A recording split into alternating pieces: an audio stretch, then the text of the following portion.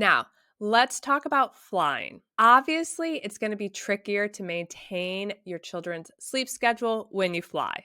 If you're able to book a flight that aligns with your children's nap, that's amazing.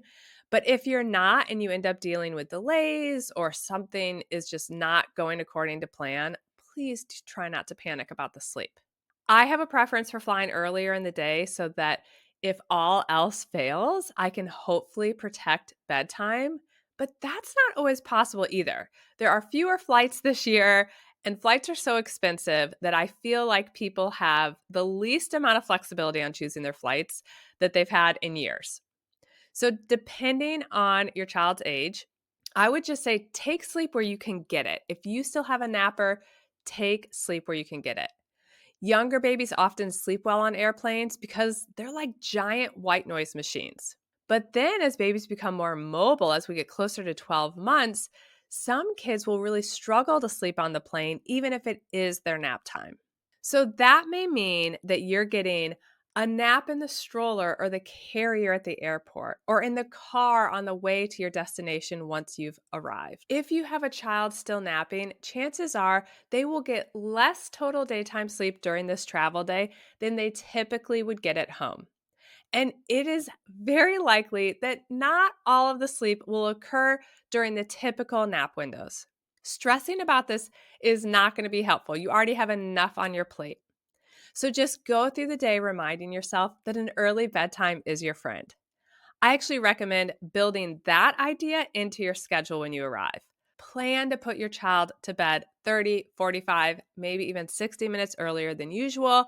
And then if you end up not needing to do that, that's great. But if you do need that early rescue bedtime and you've planned for it, this is going to allow your child to make up for some of that missed daytime sleep and start your next day well rested. Okay, so you've made it to your destination. Now we need to set up your child's sleep space. I want you to replicate their sleep setup and routine as much as possible. That means I want you to bring their typical jammies, their sleep sack or their swaddle, white noise machine, the bedtime books you would read at home, their lovey, their toddler pillow. I could travel everywhere with my girl's toddler pillow still to this day. If you have a toddler clock, which you know how I feel about those, if we have children over the age of 2, don't forget to bring the toddler light or clock. I even have families who will bring the sheet that their baby slept on the night before so that when they put it on the crib in the new location, it smells a little bit like home. So once you have your room set up, I want you to move forward with the assumption that your child is not going to have any sleep issues in this new space. Put them to bed or down for a nap at their typical time, do their typical bedtime or nap routine, and then hope for the best. Go into it with a positive attitude, just like you would at home. If they are thrown off by the new environment, it is totally fine to provide a little extra support while they adjust. And remember that keeping them on their schedule is also going to help them adapt and adjust to this new space. If you need to room share with your baby or child during the trip, whether it's at someone's house or at a hotel, things can be a little trickier. But it also might be a non event depending on your child's personality. So go into it assuming your child is going to sleep just fine. If they're a little bit older, explain what's going to happen. You're going to put them to bed, and then when it's time for you to go to bed, you're going to come in here and sleep.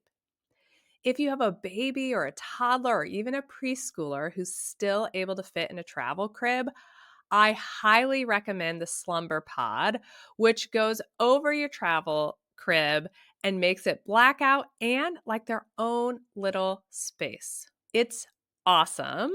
And it helps so many families who need to share space, and it travels really easily. It folds up very small and it can go right into your suitcase. If you're staying at a home, you can do that typical bedtime routine and then leave the room like you typically would. If you're at a hotel, however, you're going to have to change things up because you can't just leave the hotel room. So, there I want you to do your typical bedtime routine and then hang out in one of those little hallway nooks that head towards the bathroom or the bathroom itself, depending on the room setup. I think getting out of the eyesight of our little ones could be really helpful. And I cannot tell you how many times I've put my girls to bed in a hotel room.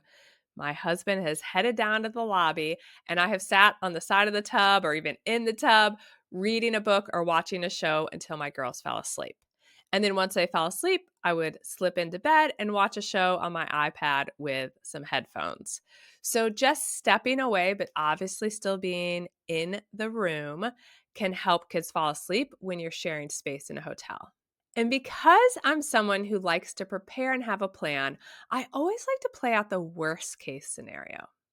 Let's say you're staying at a hotel and your 2-year-old wakes up during the night and starts throwing an absolute fit because they see you right there in the bed and they no longer want to sleep in that travel crib. What are you supposed to do then? Well, obviously, you're not going to leave them to cry or scream for very long because the neighboring room is definitely going to call the front desk and complain. If you're unable to calm your child down while keeping them in the crib by, rubbing their back, reassuring them, letting them know you're there, chances are they're going to end up out of their crib and possibly in your bed. I feel like that's kind of the most regressed we can get at this point is we end up co-sleeping.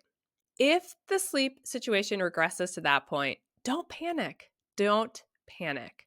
I just want you to plan to do a total reset the moment you get home. I don't want one night to go by where you let things slip further or stay in their not so great place. When you get home, just go back to the typical healthy sleep habits that you practice at home. Kids, even infants, are so smart. If you always get things right back on track as soon as you get home, even if it means a little kind of reset or your child's frustrated briefly, if you quickly do that each time, it is not going to take more than a few trips for your child to realize that things might be a little just different when you travel. But when you're at home, here's how we handle sleep. Here's how we practice healthy sleep habits at home. And each reset is going to get easier and easier until it's a non event.